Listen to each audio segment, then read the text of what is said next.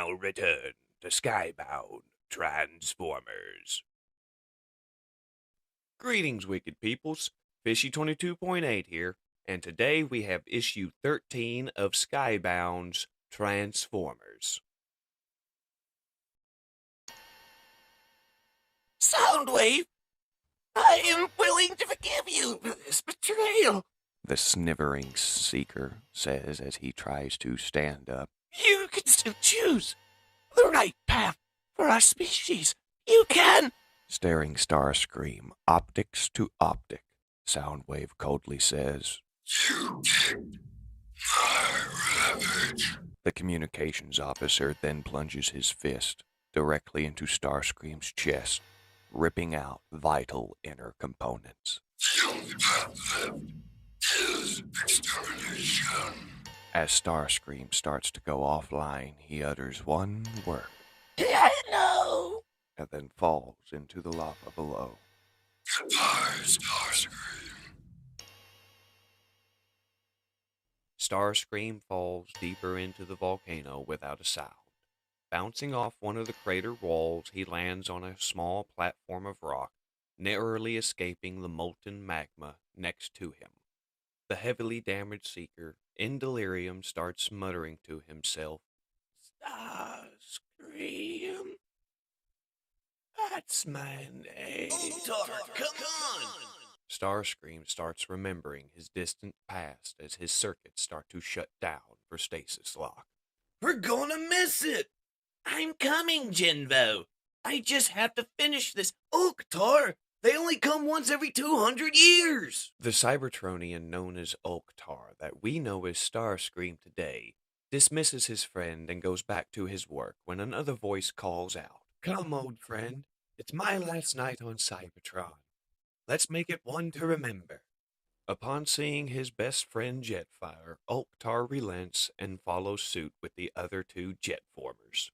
The trio make their way to Moonbase 2 to see the event that takes place once every 200 years. So, have you heard anything about the fighting? Not yet. My brothers are refusing to join a side. You should both come with me. Our leader, I've never met anyone like him. And when you join us, we would make an incredible team.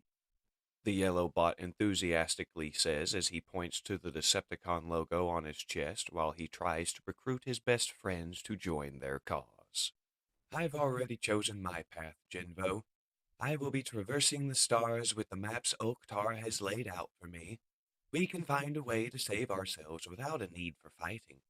Jinvo somewhat politely shoots down Jetfire's idyllic peaceful stance as he swats at a bunch of turbosects, only to have Oktar grab his arm and stop him.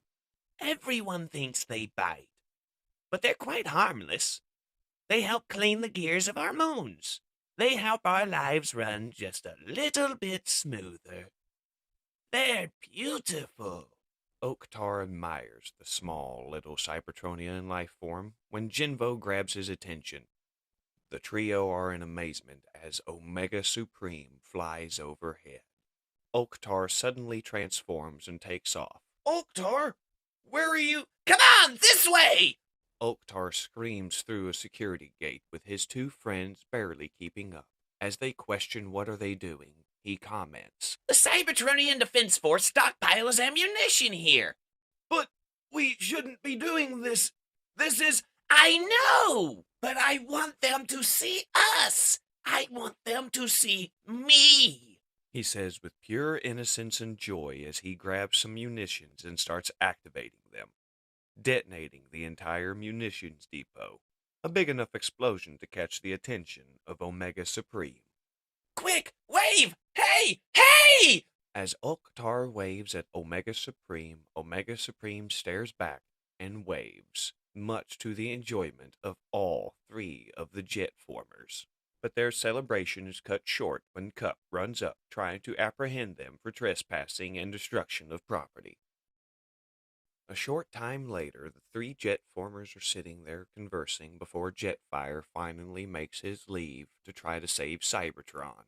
Well, I guess this is it. Should you stay just a few more days? Just to recheck our calculations? Oktar, every day we wait, Cybertron's demise comes ever closer. We've waited long enough. It's time. Goodbye, my friends. Jetfire hugs his best friends one last time and then takes flight. Goodbye, Jetfire. I'm going to miss him. Don't worry, Oktar. You still have me around. And for that, I'm thankful, Jinvo. Sometime later, an explosion catches Oktar by surprise. As he investigates the cause of the explosion and commotion, he sees Jinvo running with two other Cybertronians, all three of them heavily armed. As Oktar tries to get Jinvo's attention, he is shot in the back, and Jinvo comes running up to try to help Oktar. This way! We must hurry! Jinvo, what's happening? My work! It's too late for that! Jinvo screams as he shoves his friend to try to get him out of harm's way, only to be shot in the back himself. Jinvo! No! You did it, Oktar. You yelled the gods. What? You screamed the stars into seeing us. Jinvo! No! Oh, Jinvo! Oh, no.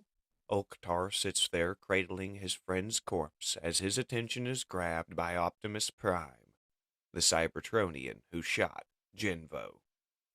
StarSCREAM snaps out of stasis mode for a moment. Jinvo!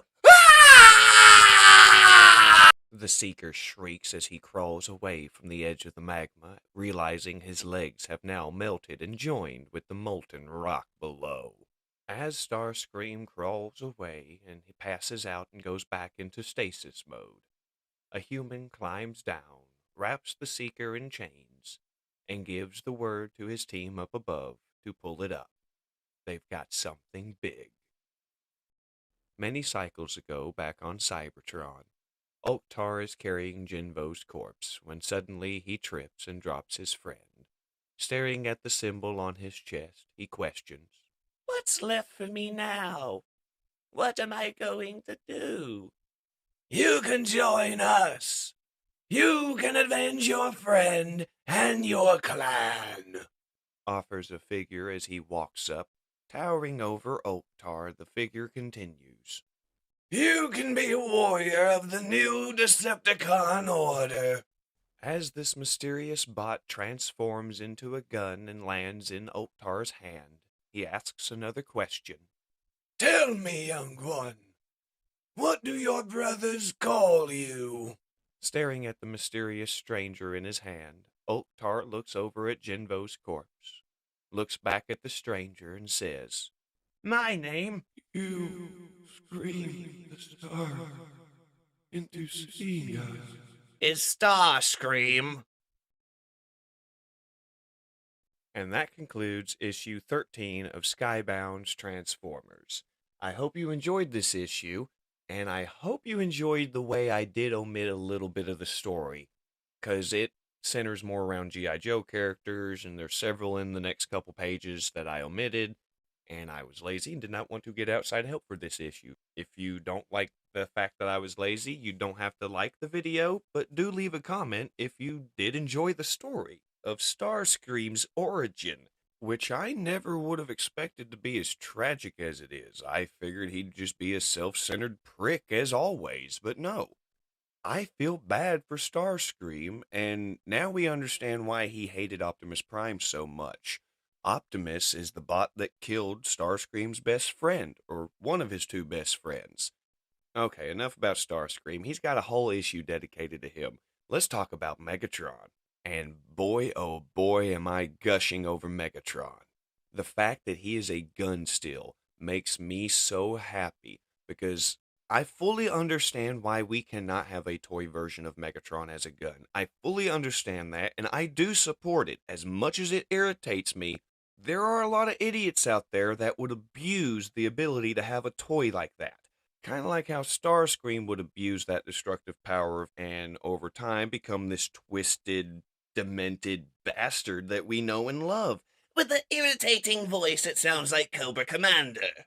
But I do really enjoy how Daniel Warren Johnson is straddling both sides of this argument, so to speak, where Megatron is a gun and he is a tank. And to me, personally, that makes Megatron much more terrifying because you never know if he's going to be the large object that you can see coming or if he's going to go the sneaky route and be something small that you won't see coming. With the ability to mass shift and have both gun mode and tank mode, Megatron can be the size of an RC car as a tank and probably obliterate a whole city block, or sneak in by himself.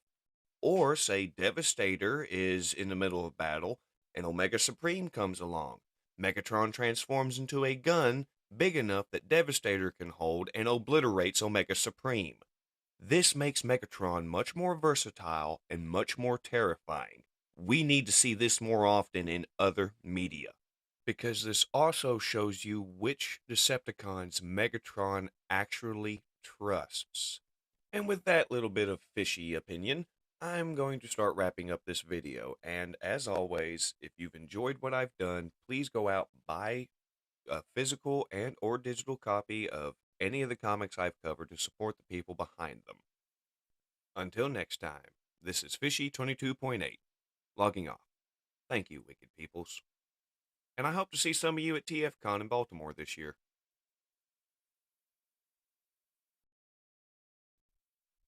Wait a minute, Megatron. What is it, StarSCREAM? If you're a gun and a tank, I can still call you the insulting name of Trigger. You ever say something that stupid again, StarSCREAM? I'll rip out your fucking vocalizer!